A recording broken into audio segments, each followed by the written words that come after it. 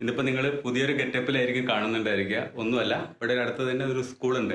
ആ സ്കൂളിലേക്ക് graphic design related ആയിട്ടുള്ള വർക്ക് ചെയ്യുന്ന ഒരാളുടെ ഹെൽപ്പ് ആവശ്യമുണ്ട്. അങ്ങനെ സ്കൂളത്തെ സംസാരങ്ങളൊക്കെ കഴിഞ്ഞു. ഇനിയിപ്പോൾ നേരെ തിരിച്ചു പോവാ വീട്ടിലേക്ക്. ടോക്കൊക്കെ കഴിഞ്ഞു. കിളി പോയിരിക്കുകയാണ് കണ്ടോ വേർത്തിട്ട്.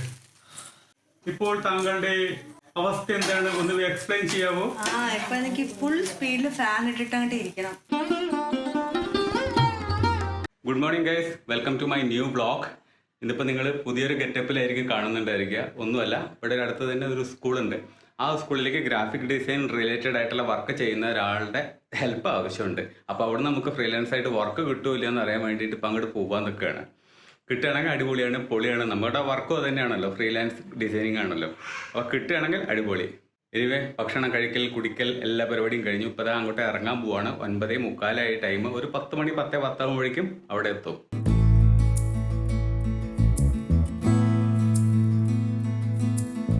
അങ്ങനെ സ്കൂളത്തെ സംസാരങ്ങളൊക്കെ കഴിഞ്ഞു. ഇനിയിപ്പോൾ നേരെ തിരിച്ചു പോവാ വീട്ടിലേക്ക്. ടോക്കൊക്കെ കഴിഞ്ഞു. അവർ ഓക്കെയാണ്. അവർ വർക്ക് റിലേറ്റഡ് കാര്യങ്ങളൊക്കെ വരികയാണെങ്കിൽ ഉറപ്പായിട്ടും നമുക്ക് തന്നെ പ്രൊവൈഡ് ചെയ്യാമെന്ന് പറഞ്ഞിട്ടുണ്ട്. അപ്പോൾ അങ്ങനെ വർക്ക് റെഡി ആയിട്ടുണ്ട്, സെറ്റ് ആയിട്ടുണ്ട്. ഇതാണ് സ്കൂള്. ഇതിൽ വന്ന് കയറിയപ്പോഴേക്ക് ഇതാ 2:15 ആയി. 2:15 ആയി. എല്ലാവരും ഇരുന്ന് നല്ല കഴിക്കലാ. ദയ ഇരുന്ന് തട്ടണം.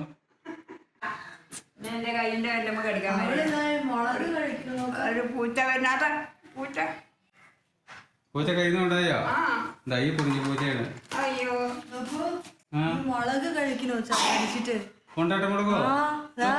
ഈ ഒരു വായ ഇത് വാങ്ങിച്ചാ ആ വായ കയ്യിൽ ഇത് കഴിച്ചോതാ. എനിക്ക് ഞാൻ എരിവുള്ളതോ? വായ എരിയില്ലേ? എരിവില്ല. വായ എരിയിട്ടാ. കൊണ്ടുവന്നു.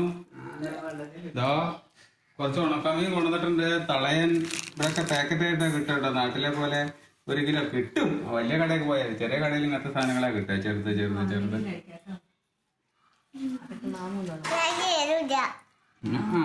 എരിയുന്നുണ്ടൊക്കെ അധികം കഴിക്കണ്ട കേട്ടോ. അതാ അടുത്ത വായ കഴിക്ക്.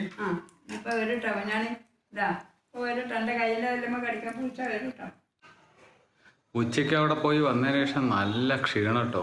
അതിനുശേഷം കുറച്ചു നേരം ഒന്ന് കിടന്ന് ഉറങ്ങിപ്പോയി, ഒന്ന് മയങ്ങിപ്പോയി. നോക്കുമ്പോണ്ട് മാവ് അരക്കെ എടുത്ത് വെച്ചിട്ടുണ്ട്. ഇനിയിപ്പോൾ ആ മാവ് പോയിട്ട് അരച്ചിട്ട് വരണം.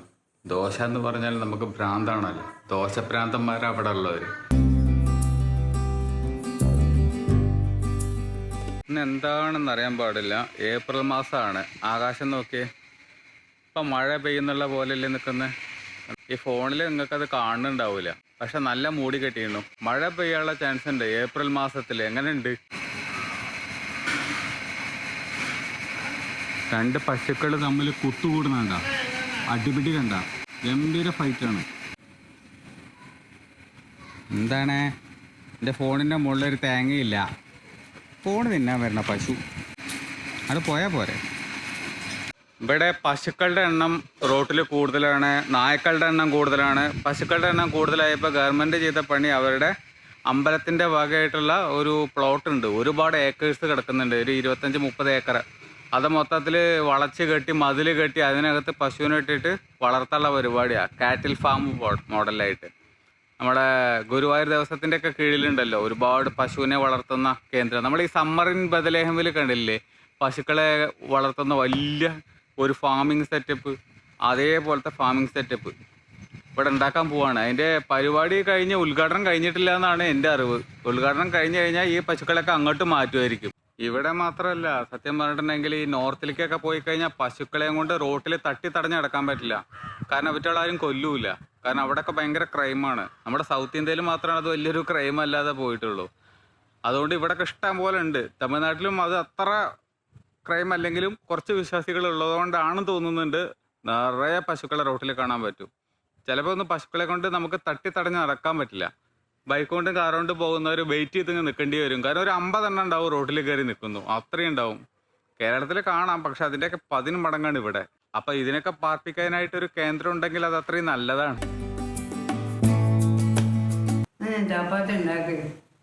കൊറേ നാളായി ഉണ്ടാക്കിട്ടേ ഒന്നും ഉണ്ടാക്കുക. ഉള്ളി ഉണ്ടാക്കുക, തക്കാളിയൊക്കെ അരിഞ്ഞു ഇനി അത് നോക്കി ഇനി അത് ചോദിച്ച് ഉണ്ടാക്കുക വേണ്ടുള്ളൂ.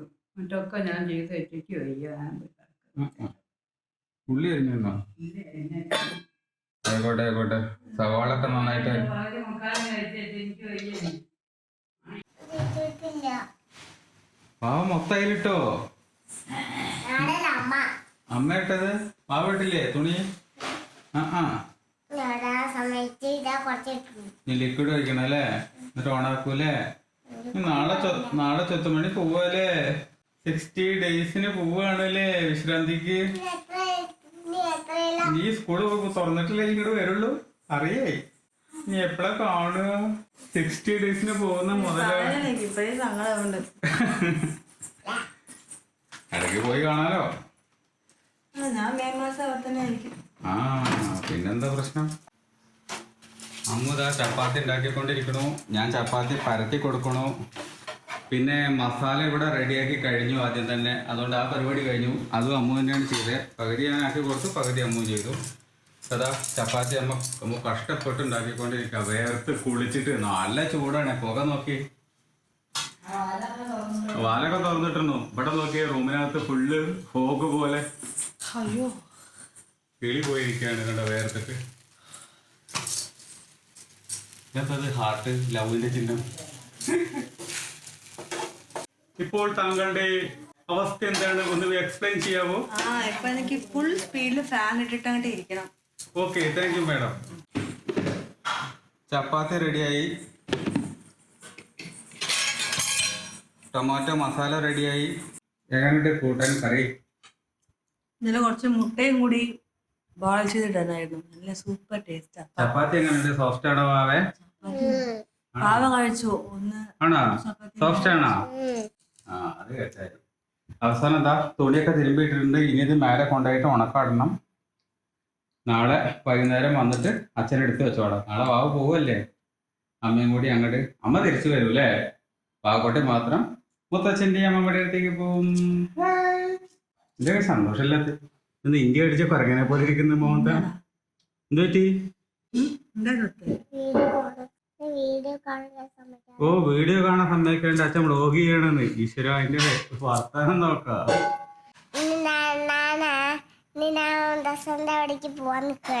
ഇപ്പോഴോ? നാളെ നാളെ മുത്തശ്ശന്റെ അവിടേക്ക് പോവാൻ നിൽക്കുകയാണ്. മുത്തശ്ശന്റെ അടുത്ത് കാണണം. ആ കാണാൻ നിക്കുക. എന്നിട്ട് കാണണം. എല്ലാവർക്കും ഇന്നത്തെ വീഡിയോ എല്ലാവർക്കും ഇഷ്ടമായിരിക്കുന്നു.